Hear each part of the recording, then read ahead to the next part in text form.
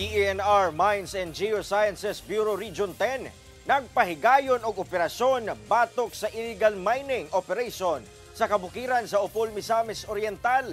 Giingong usa ka barangay official ang konektado matud pa sa illegal nga minahan.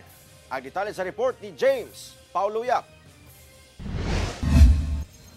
Sa gipagula nga mga hulagway sa Department of Environment and Natural Resources Office, Mines and Geosciences Bureau Region 10, makita ang grabing kadaot niining kapin 4 ka ektaryang luna nga anaa sa kilid sa suba sa bukirong bahin sa barangay ng Kaon sa Upol, Misamis Oriental. Kuha ang mga litrato sa anti-illegal mining operation nga gipahigayon sa DENR MGB-10 niadtong Agosto 2. Atol sa mga operasyon, nakumpiska ang ubay-ubay ng mga gamit pang mina, lakip na ang tulo ka mga excavator, generator sets o mga water pumps. Naaresto sab ang usa ka operator sa mao excavator. Sumala sa MGB-10 nga ilang gituuhang usa ka barangay official ang operator sa maong minahan.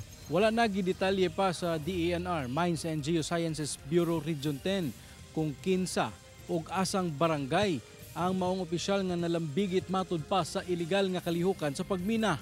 Apan gisiguro nila karon nga nagpadayon kuno ang ilang investigasyon aron nga mapatubag sa balaod ang maong barangay official nga nag-apil-apil sa illegal nga binuhatan. Wala na sab mihatag og dugang pahayag ng MGB-10. Hinuon nagpasalamat si Upol Municipal Mayor J. Francis Bago sa operasyon nga gilusad sa DENR MGB-10, NBI, kapulisan ug kasundaluhan. Giklaro sab niini nga hugot nga gibawal sa ilang munisipyo ang bisan unsang klaseng pagmina sa ilang lugar. Kay kasagara nga kasakpan nyo diri sa Upol or even sa gawas sa Upol ang kasagara dili taga Upol.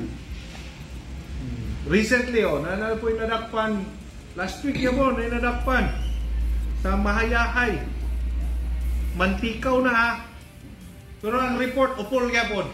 Sa karon nakakustodiya sa DENR MGB-10 ang mga nakumpiskang ekipo. Samtang ginaandam ang kasong theft of minerals ug paglapas sa Water Code of the Philippines ang ipasakang kaso batok sa operator sa Bakho. Kauban si Makoy Sempron, James Paulo Yap, 1 Mindanao.